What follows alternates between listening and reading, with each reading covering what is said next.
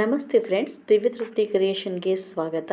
ಇದುವರೆಗೂ ಯಾರೆಲ್ಲ ನಮ್ಮ ಚಾನೆಲ್ನ ಸಬ್ಸ್ಕ್ರೈಬ್ ಮಾಡಿಲ್ಲ, ಈ ಕೂಡಲೇ ಸಬ್ಸ್ಕ್ರೈಬ್ ಮಾಡಿ, ಪಕ್ಕದಲ್ಲಿರುವಂತಹ ಬೆಲ್ ಐಕಾನ್ನ ಕ್ಲಿಕ್ ಮಾಡಿ, ಹಾಗೆ ಆಲ್ನ ಕೂಡ ಸೆಲೆಕ್ಟ್ ಮಾಡಿಕೊಡಿ. ಇದರಿಂದ ನಾವು ಹಾಕುವಂತಹ ಪ್ರತಿಯೊಂದು ವಿಡಿಯೋದ ನೋಟಿಫಿಕೇಷನ್ ಮೊದಲೇದಾಗಿ ನಿಮಗೆ ಬರುತ್ತೆ. ಇವತ್ತು ನಾನು ಕೆಲವೊಂದು ಬೀಡ್ಸ್ಗಳನ್ನ ಯೂಸ್ ಮಾಡಿ ಸಿಂಪಲ್ಲಾಗಿ ಕುಚ್ಚುಗಳನ್ನ ಯಾವ ರೀತಿ ಕಟ್ಬೋದು ಅಂತ ಹೇಳಿ ಡಿಸೈನಲ್ಲಿ ತೋರಿಸ್ತಾ ಇದ್ದೀನಿ. ನೋಡಿ, ಈ ರೀತಿ ಒಂದು ಬೀಡ್ಸ್ನ ತೊಗೊಂಡಿದ್ದೀನಿ ನಾನು. ನೀವು ಬೇಕಾದ್ರೆ ರೌಂಡ್ ಬೀಡ್ಸ್ನ ಕೂಡ ತೊಗೊಬೋದು. ಈ ಬೀಡ್ಸ್ನ ತೊಗೊಂಡು ನೋಡಿ, ಮಧ್ಯ ಭಾಗದಲ್ಲಿ ಮೇಲ್ಭಾಗದಲ್ಲಿ ಹೋಲ್ ಇದೆಯಲ್ವ, ಅದ್ರ ಸ್ಟ್ರೈಟ್ ಬರೋ ಹಾಗೆ ನೋಡಿಕೊಂಡು ಇಟ್ಟು ಒಂದು ಕುಚ್ಚನ್ನ ಕಟ್ಟಬೇಕಾಗತ್ತೆ. ನೀವು ಯಾವ ರೀತಿ ಬೇಬಿ ಕುಚ್ಚನ್ನ ಕಟ್ತೀರೋ ಅದೇ ರೀತಿ, ಬಟ್ ಥ್ರೆಡ್ಸ್ನ ತುಂಬ ಟೈಟಾಗಿ ತೊಗೊಳ್ಳಿ. ನಾರ್ಮಲಾಗಿ ನಾನು 157 ದಾರನ ಹಾಕಿದ್ದೀನಿ. ಡಬ್ಬಲ್ ಹಾಕಿರೋದ್ರಿಂದ 300 ಇರುತ್ತೆ ಟೋಟಲ್ ಕೌಂಟಲ್ಲಿ. ಈ ರೀತಿ ತೊಗೊಂಡು ನೋಡಿ, ನಾರ್ಮಲ್ ನೀಡಲ್ ತೊಗೊಂಡಿದ್ದೀನಿ ನಾನು. ಜರಿ ಥ್ರೆಡ್ಸ್ನ ಸಿಂಗಲ್ ನೀಡಲ್ ಹಾಕ್ಕೊಂಡಿದ್ದೀನಿ ನಾರ್ಮಲ್ ನೀಡಲ್ಗೆ. ಆ ನಂತರ ನೋಡಿ, ನಾನು ಅದನ್ನು ಬೇಬಿ ಕುಚ್ಚು ಯಾವ ರೀತಿ ಕಟ್ತೀವೋ ಅದೇ ರೀತಿ ಹಿಂಭಾಗದಿಂದ ಜರಿ ಥ್ರೆಡ್ನ ನೀಡಲ್ ಮೂಲಕ ಪಾಸ್ ಮಾಡ್ಕೊಬೇಕು. ಆ ನಂತರ ಲಾಕ್ ಮಾಡ್ಕೊತ ಬರಬೇಕು ಒಂದೊಂದೇ ಸರಿನೇ. ನೋಡಿ, ಈ ರೀತಿ ಒಂದು ಹೂ ಕಟ್ಟಬೇಕಾದ್ರೆ ಹೇಗೆ ಕಟ್ತೀವೋ ಅದೇ ರೀತಿ ಟೈಟಾಗಿ ಇಟ್ಕೊಂಡು ಕಟ್ತಾ ಬನ್ನಿ. ನೋಡಿ, ಈ ರೀತಿ ಟೈಟಾಗಿ ಕಟ್ಕೊಳ್ಳಿ. ಆ ನಂತರ ಎಕ್ಸ್ಟ್ರಾ ಇರೋಂತಹ ಥ್ರೆಡ್ಸ್ನ ಕಟ್ ಮಾಡ್ಕೊಬೋದು. ನೀವು ಬೇಕಾದ್ರೆ ಜರಿ ಥ್ರೆಡ್ಸ್ನ ಇನ್ನೊಂದು 2 ಟೈಮ್ಸ್ ಬೇಕಾದ್ರೆ ಎಕ್ಸ್ಟ್ರಾ ಕಟ್ಕೊಂಡ್ರು ಸೇಫ್ಟಿಯಾಗಿ ಚೆನ್ನಾಗಿ ಬರುತ್ತೆ. ನಾನು ಇಷ್ಟೇ ಮಾಡಿದ್ದೀನಿ. ನೋಡಿ, ಒಂದು 3/4 ಇಂಚಷ್ಟು ಗ್ಯಾಪ್ನಲ್ಲಿ ಬರೋ ಹಾಗೆ ನೋಡಿಕೊಂಡು ಕಟ್ ಮಾಡ್ಕೊತಿದ್ದೀನಿ ನಾನು ಥ್ರೆಡ್ಸ್ನೆಲ್ಲ, ಎಕ್ಸ್ಟ್ರಾ ಇರೋಂಥ ಥ್ರೆಡ್ಸು.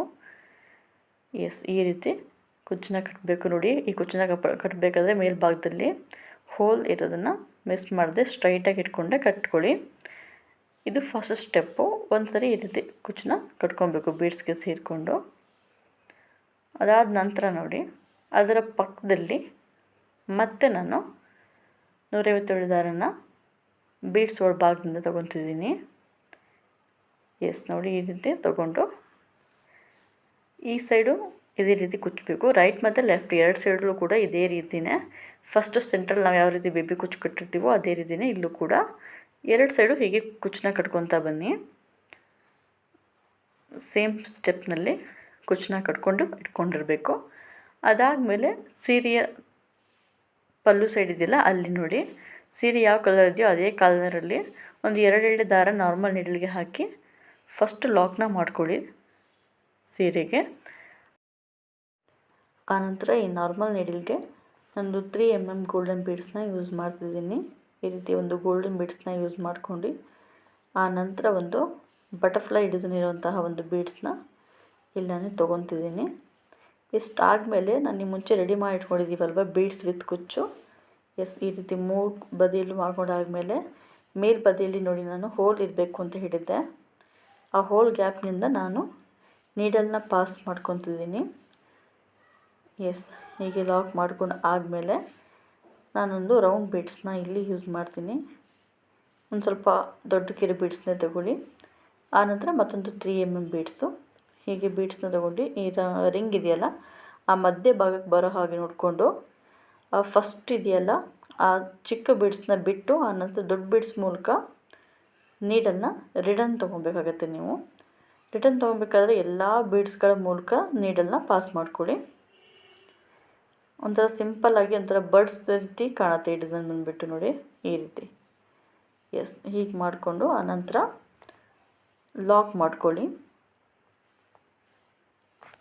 ಸ್ಟಾರ್ಟಿಂಗ್ ಪಾಯಿಂಟ್ ಎಲ್ಲಿರ್ತೀವಲ್ವ ಅದೇ ಪಾಯಿಂಟಲ್ಲಿ ಒಂದೊಂದು ಲಾಕನ್ನು ಟೈಟಾಗಿ ಎಳೆದು ಮಾಡ್ಕೊಬೇಕಾಗತ್ತೆ. ಫ್ರಂಟ್ ಸೈಡಿಂದ ನೀವು ಲಾಕ್ ಹೇಗೆ ಮಾಡ್ಕೊತೀರೋ ಅದೇ ರೀತಿ ಬ್ಯಾಕ್ ಸೈಡಲ್ಲೂ ಕೂಡ ಟರ್ನ್ ಮಾಡಿಕೊಂಡು ಲಾಕನ್ನು ಮಾಡ್ಕೊಳ್ಳಿ. ನೋಡಿ, ಈ ರೀತಿ ಟರ್ನ್ ಮಾಡಿಕೊಂಡು ಟೈಟಾಗಿ ಲಾಕ್ ಮಾಡಿಕೊಂಡ್ರೆ